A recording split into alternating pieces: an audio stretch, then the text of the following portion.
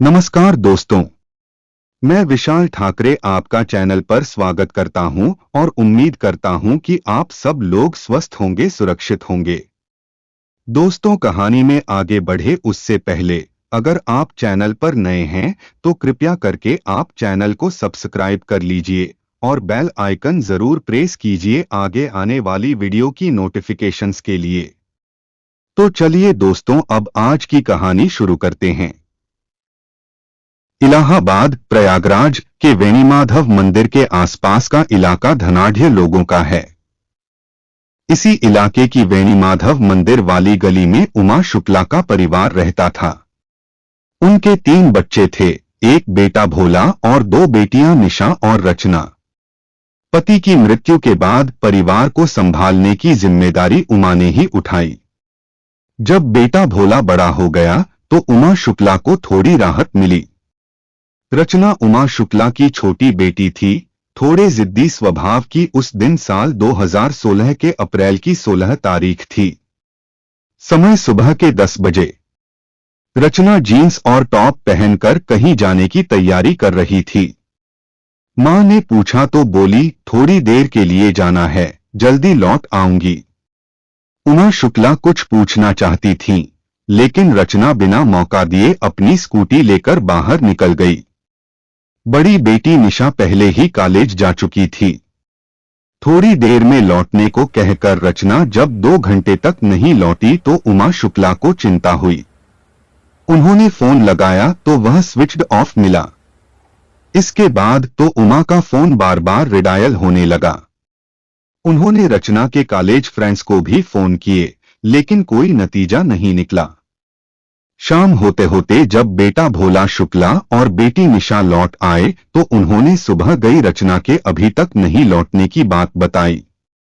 निशा और भोला ने भी रचना का फोन ट्राई किया, उसके दोस्तों से भी पता किया, लेकिन रचना का पता नहीं चला। रचना को इस तरह लापता देख भोला ने थाना दारागंज में उसकी गुमशुदगी की रिपोर्ट लिखा दी। मां, बेटा और बहन निशा रात भर इस उम्मीद में जागते रहे कि क्या पता रचना आ जाए। अगले दिन 17 अप्रैल को अखबारों में एक खबर प्रमुखता से छपी कि प्रतापगढ़ वाराणसी मार्ग पर हथीघा के पास एक लड़की की अधजली लाश मिली है। लाश का जो हुलिया बताया गया था वह काफी हद तक रचना से मिलता था। यह खबर पढ़ सुनकर उमा शुक्ला का कलेजा दहल गया। फिर भी मन में कहीं थोड़ी सी उम्मीद थी कि संभव है लाश किसी और की हो, कई बार निगाहें धोखा खा जाती हैं। इसी के मद्देनजर भोला अलग अलग 4 से 5 अखबार खरीद लाया था ताकि खबरों और फोटो को ठीक से जांचा परखा जा सके।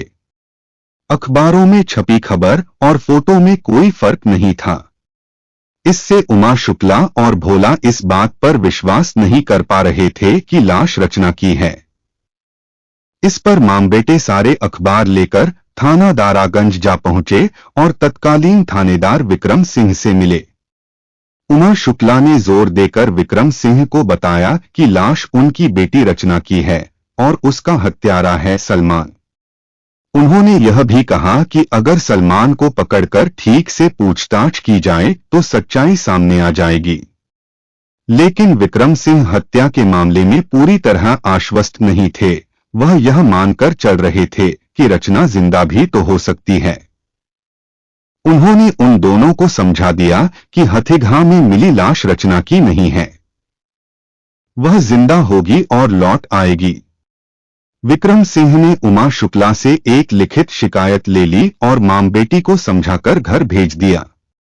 लेकिन आरोपी का नाम बताने के बावजूद पुलिस ने अगले 2 से 3 दिन तक रचना के मामले में कोई रुचि नहीं ली। इस पर उमा शुक्ला और भोला एसपी सिटी ब्रिजेश श्रीवास्तव से मिले।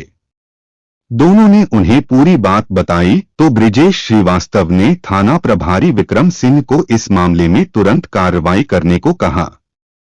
इसका लाभ यह हुआ कि पुलिस ने गुमशुदगी की रिपोर्ट को अपहरण की धाराओं 363, 366 में तरमीम करके सलमान व अन्य को आरोपी बना दिया। पुलिस का ढुलमुल रवैया। मुकदमा तो दर्ज हो गया, लेकिन पुलिस ने किया कुछ नहीं। आरोपी सलमान की गिरफ्तारी तो दूर, पुलिस ने उससे पूछताछ तक नहीं की। इसकी वजह भी थी। सलमान इलाहाबाद के रईस व्यवसायी साजिद अली उर्फ लल्लन का इकलौता बेटा था। पुलिस और नेताओं तक पहुंच रखने वाले लल्लन मियां अपने परिवार के साथ थाना दारागंज क्षेत्र के मोहल्ला बख्शी खुर्द में रहते हैं। उनके पास पैसा भी था और ऊपर तक पहुंच भी। बात 2015 की है। जब भी रचना किसी काम से घर से बाहर निकलती थी तो इत्तफाकन कहिए या जानबूझकर सलमान उसके सामने पड़ जाता था। जब भी वह खूबसूरत रचना को देखता तो उस पर फप्तियां कसता, छेड़छाड़ करता। उस समय उसके साथ कई दोस्त होते थे। यह सब देख सुनकर रचना चुपचाप निकल जाती थी। सलमान के खास दोस्तों में मीरा गली का रहने वाला लकी पांडे और सलमान का ममेरा भाई अंजफ थे। अंजफ पहले सलमान के पड़ोस में रहता था। बाद में उसका परिवार कर्नलगंज थाना क्षेत्र के बेली रोड जगराम चौराहा के पास रहने लगा था। तीनों हमप्याला हमने वाला थे। तीनों साथ साथ घूमते थे। लकी पांडे और अंजफ सलमान के पैसों पर ऐश करते थे। रचना सलमान की आए दिन छेड़छाड़ से तंग आ गई थी। एक दिन उसने मां को सलमान द्वारा छेड़ने की बात बता दी। किसी तरह यह बात भोला के कानों तक पहुंच गई। यह सुनकर उसके तनबदन में आग लग गई। उसने बहन को परेशान करने वाले सलमान को सबक सिखाने की ठान ली। एक दिन भोला ने सलमान को रास्ते में रोककर उग्रता से समझाया, जिस लड़की को तुम जाते आते छेड़ते हो वो मेरी छोटी बहन है। अपनी आदत सुधार लो सलमान, तुम्हारी सेहत के लिए अच्छा रहेगा। मैं तुम्हें पहली और आखिरी बार समझा रहा हूं। सलमान को किसी ने पहली बार उसी के इलाके में धमकाया था। वह ऐसी धमकियों की चिंता नहीं करता था। भोला के चेताने पर भी सलमान पर कोई असर नहीं हुआ। अब राह में जाती आती रचना को वह पहले से ज्यादा तंग करने लगा।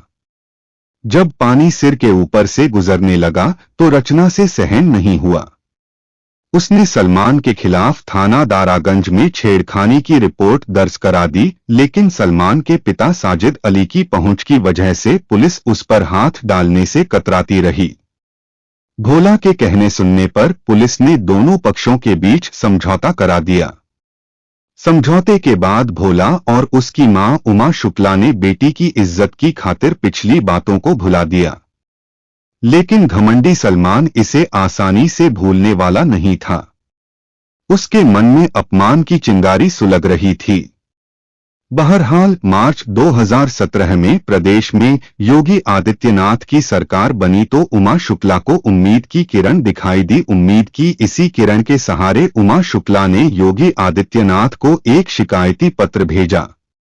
योगी जी ने उस पत्र का संज्ञान लिया और रचना शुक्ला अपहरण कांड की जांच स्पेशल टास्क फोर्स से कराने के आदेश दे दिए। थाना पुलिस ने रचना शुक्ला कांड की फाइल ठंडे बस्ते में डाल दी थी। एसटीएफ ने रचना शुक्ला अपहरण कांड की जांच शुरू तो की, लेकिन बहुत धीमी गति से, फलस्वरूप नतीजा वही रहा, ढाक के 3 पात। एसटीएफ भी यह पता नहीं लगा सकी कि रचना जिंदा है या मर चुकी। अगर जिंदा है तो 3 साल से कहां है या आरोपी ने उसे कहां छिपा रखा है। एसटीएफ की जांच की गति देखकर उमा शुक्ला का इस जांच से भी भरोसा उठ गया। अब उनके लिए न्यायालय ही एक आखिरी आस बची थी। उमा शुक्ला ने दिसंबर 2019 के दूसरे सप्ताह में इलाहाबाद उच्च न्यायालय में एक याचिका दायर की। याचिका में उन्होंने लिखा कि उनकी बेटी का अपहरण हुए 4 साल होने वाले हैं। पुलिस अब तक बेटी के बारे में पता नहीं लगा सकी। आरोपी समाज में छुट्टे घूम रहे हैं। हाई कोर्ट पहुंची उमा शुक्ला। हाई कोर्ट ने इस मामले को संज्ञान में लिया और 6 जनवरी 2020 को एसएसपी एसटीएफ राजीव नारायण मिश्र और वर्तमान थाना प्रभारी दारागंज आशुतोष तिवारी को फटकार लगाई। साथ ही 15 दिनों के अंदर रचना शुक्ला के बारे में कारगर रिपोर्ट पेश करने का आदेश दिया। हाई कोर्ट के आदेश के बाद एसएसपी राजीव नारायण मिश्र ने एसपी नीरज पांडे को आड़े हाथों लिया और कार्रवाई करके जल्द से जल्द रिपोर्ट देने का सख्त आदेश दिया। कप्तान के सख्त रवैये से पुलिस ने रचना शुक्ला कांड से संबंधित पत्रावलियों का एक बार फिर से अध्ययन किया। जांच पड़ताल में उन्होंने सलमान और उसके दोस्त लकी पांडे को संदिग्ध पाया। अंततः पुलिस ने 19 जनवरी 2020 की सुबह सलमान और लकी पांडे को पूछताछ के लिए हिरासत में ले लिया। दोनों को गुप्त स्थान ले जाकर पूछताछ की गई। शुरू में सलमान एएसपी नीरज पांडे पर अपनी ऊंची पहुंच का रौब झाड़ने लगा, लेकिन उनके एक थप्पड़ में उसे दिन में तारे नजर आने लगे।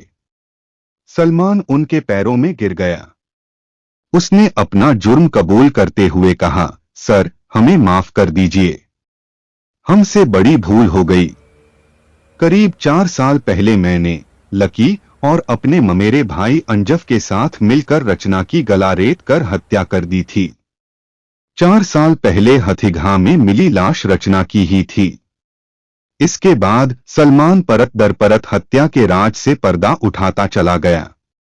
करीब 4 सालों से राज बनी रचना शुक्ला की हत्या हो चुकी थी। पता चला सलमान और रचना एक दूसरे को प्यार करते थे। सलमान ने अपनी इस तथाकथित प्रेमिका को मौत के घाट उतार दिया था। रचना शुक्ला के अपहरण और हत्या से पर्दा उठते ही एसएसपी एसटीएफ राजीव नारायण मिश्र ने अगले दिन यानी 20 जनवरी को पुलिस लाइंस में पत्रकार वार्ता आयोजित की। प्रेस वार्ता में उन्होंने पत्रकारों के सामने रचना शुक्ला के अपहरण और हत्या के आरोपियों सलमान और उसके दोस्त लकी पांडे को पेश किया। पत्रकारों के सामने सलमान और लकी पांडे ने अपना जुर्म कबूल किया, साथ ही पूरी घटना भी बताई और वजह भी रचना की हत्या क्यों और कैसे की गई थी उसने इसका भी खुलासा किया। रचना की हत्या की यह कहानी कुछ यूं सामने आई। 19 वर्षीय रचना शुक्ला भाई बहनों में सबसे छोटी थी। रचना खूबसूरत युवती थी। जितनी देर तक वह घर में रहती उसका ज्यादातर समय आईना देखने में बीतता था। बख्शी खुर्द मोहल्ले के रहने वाले सलमान ने जब दूधिया रंगत वाली खूबसूरत रचना को जाते आते देखा तो वह उस पर मर मिटा। यह बात सन 2014 की है। तब रचना इंटरमीडिएट की छात्रा थी और उम्र थी 19 साल। रचना उम्र के जिस पड़ाव को पार कर रही थी वह ऐसी उम्र होती है जब सही गलत या अच्छे बुरे की जानकारी नहीं होती। रचना के लिए सलमान का प्यार शारीरिक आकर्षण से ज्यादा कुछ नहीं था। सलमान एक अमीर बाप की बिगड़ी हुई औलाद था। उसके लिए पैसा कोई मायने नहीं रखता था। जब भी वह घर से बाहर निकलता राह में कई चाटुकार दोस्त मिल जाते। उनकी संगत में वह पैसे खर्च करता तो वे उसी का गुणगान करते। रसिक सलमान की दिली डायरी में कई ऐसी लड़कियों के नाम थे जिनके साथ वह मौज मस्ती करता था। इसके बावजूद वह मुकम्मल प्यार की तलाश में था जहां उसकी जिंदगी स्थिर हो जाए। एक ठहराव हो रचना को देखने के बाद सलमान को अपना सपना पूरा होता लगा। उसे जिस प्यार की तलाश थी वह रचना पर आकर खत्म हो गई। सलमान का प्यार एक तरफा था क्योंकि इसके लिए रचना ने अपनी ओर से हरी झंडी नहीं दी थी। बाद में जब उसने सलमान की आंखों में अपने लिए प्यार देखा तो उसका दिल पसीज गया। सलमान घंटों उसके घर के पास खड़ा उसके दीदार के लिए बेताब रहता। रचना चुपके चुपके सब देखती थी। आखिरकार उसका दिल भी सलमान पर आ गया और उसने सलमान से इस बात का इजहार भी कर लिया। पंछी की तरह फंस गई जाल में। फलस्वरूप दोनों का प्यार परवान चढ़ने लगा। दोनों ने प्यार में जीने मरने की कस्में खाईं। सलमान तो निश्चिंत था, लेकिन रचना को यह चिंता सता रही थी कि घर वाले उन दोनों के प्यार को स्वीकार करेंगे या नहीं, क्योंकि दोनों की जाति ही नहीं धर्म भी अलग अलग थे। रचना की मां उमा शुक्ला कट्टर हिंदू थीं। वह बेटी के इस रिश्ते को कभी स्वीकार नहीं करती। रचना ने सलमान को अपने मन की आशंका बता दी थी। वैसे भी बहुत कम लोग ऐसे हैं जो बेटे या बेटी की शादी दूसरे मजहब के लड़के या लड़की से करना चाहें। खैर, सलमान ने रचना को समझाया और सब कुछ वक्त पर छोड़ देने को कहा। साथ ही कहा कि हम जिएंगे भी एक साथ और मरेंगे भी एक साथ। सलमान की भावनात्मक बातें सुनकर रचना मन ही मन खुश हुई। इतनी खुश कि उसने सलमान का गाल चूम लिया। सलमान कैसे पीछे रहता, उसने रचना को बाहों में भर लिया। सलमान से रचना सच्चे दिल से प्यार करती थी, लेकिन सलमान के मन में तो कुछ और ही चल रहा था। जिस दिन से उसने रचना को अपनी बाहों में भरा था, उसी दिन से उसके मन में प्यार नहीं बल्कि वासना की आग धधकने लगी थी। रचना ने सलमान की आंखों में दहकती वासना को महसूस कर लिया था। उसने उससे कह भी दिया था कि जो तुम मुझसे चाहते हो वह शादी के पहले संभव नहीं है। मुझे ऐसी लड़की मत समझना जो दौलत के लिए सब कुछ न्यौछावर करने को तैयार हो जाती हैं। जब से यह बात हुई थी, तब से रचना सलमान से थोड़ा बचकर रहने लगी थी। उसने मिलना भी कम कर दिया था। सलमान यह सब सह नहीं पा रहा था। इस पर सलमान ने एक दांव खेला।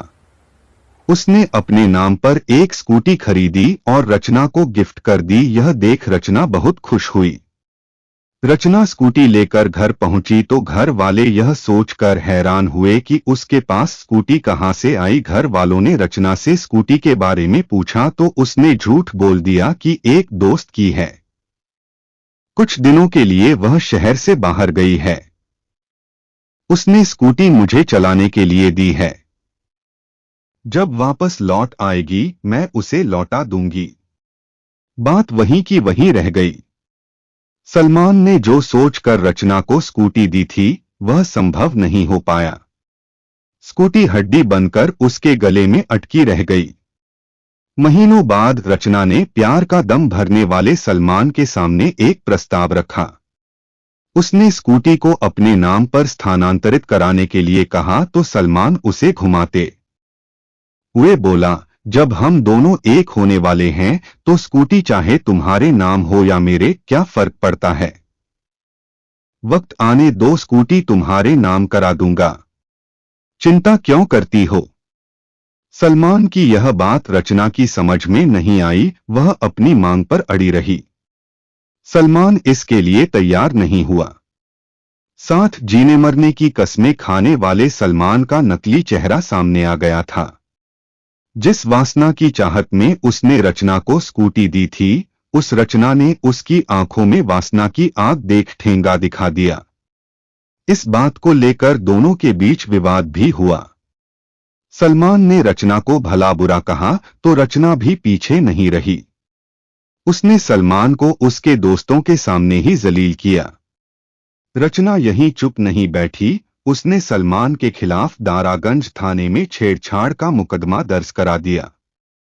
मुकदमा दर्ज होने के बाद रचना और सलमान के बीच दूरियां बढ़ गईं। दोनों ने एक दूसरे से मिलना बात करना बंद कर दिया। रचना ने अपने घर वालों को बता दिया कि सलमान नाम का लड़का उसे छेड़ता है। बहन की बात सुनकर भाई भोला का खून खौल उठा। उसने सलमान को धमकाकर बहन की तरफ न देखने और उससे दूर रहने की हिदायत दे दी। इंतकाम की आग। रचना ने सलमान के साथ जो किया वह उसे काफी नागवार लगा। वह अपमान की आग में झुलस रहा था। उसने यह कभी नहीं सोचा था रचना उसके साथ ऐसी घिनौनी हरकत भी कर सकती है। तभी उसने दृढ़ निश्चय कर लिया कि जब तक वह रचना से अपने अपमान का बदला नहीं ले लेगा, तब तक उसके इंतकाम की आग ठंडी नहीं होगी। लेकिन सवाल यह था कि वह रचना से दोबारा कैसे मिले ताकि फिर से दोस्ती हो जाए और वह उसे विश्वास में लेकर अपना इंतकाम ले सके। जैसे तैसे सलमान ने रचना तक अपना संदेश भिजवाया कि वह एक बार आकर मिल ले, वह उससे मिलकर माफी मांगना चाहता है। रचना सलमान की बात मान गई और उसे माफ कर दिया। यही नहीं, दोनों फिर से पहले की तरह मिलने लगे। सलमान यही चाहता भी था। उसने रचना को अपने खतरनाक इरादों की भनक तक नहीं लगने दी। इस बीच 3 से 4 महीने बीत गए। रचना पर फिर से सलमान के इश्क का जादू चल गया। सलमान को इसी का इंतजार था। सलमान ने अपने दोस्तों लकी पांडे और ममेरे भाई अंजफ से बात करके रचना को रास्ते से हटाने की बात की। लकी और अंजफ उसका साथ देने को तैयार हो गए। तीनों ने मिलकर योजना बनाई कि रचना को किसी तरह सलमान के घर बुलाया जाए और उसका काम तमाम करके लाश नदी में फेंक दी जाए। इससे किसी को पता भी नहीं चलेगा और वे लोग पुलिस से भी बचे रहेंगे। योजना बन जाने के बाद सलमान ने 16 अप्रैल 2016 की अलसुबह रचना को फोन करके सुबह 10 बजे रेलवे स्टेशन पर मिलने के लिए कहा। अपनी स्कूटी लेकर रचना ठीक 10 बजे सलमान से मिलने स्टेशन पहुंच गई। सलमान वहां मौजूद मिला। उसने रचना की स्कूटी प्रयागराज स्टेशन के स्टैंड पर खड़ी कर दी और उसे अपनी बाइक पर बैठाकर बख्शी खुर्द स्थित अपने घर ले गया। उसके घर में बेसमेंट था। सलमान रचना को बेसमेंट में ले गया। वहां लकी और अंजफ पहले से मौजूद थे। उन्हें देख रचना खतरे को भांप गई। उसने वहां से भागने की कोशिश की, लेकिन उन तीनों ने उसे दौड़कर पकड़ लिया और उसके हाथ पांव रस्सी से बांध दिए। फिर सलमान ने चाकू से उसका गला रेत कर हत्या कर दी। लाश ठिकाने लगाने के लिए सलमान ने अपने मामा शरीफ को फोन किया। शरीफ फॉर्च्यूनर ले आया।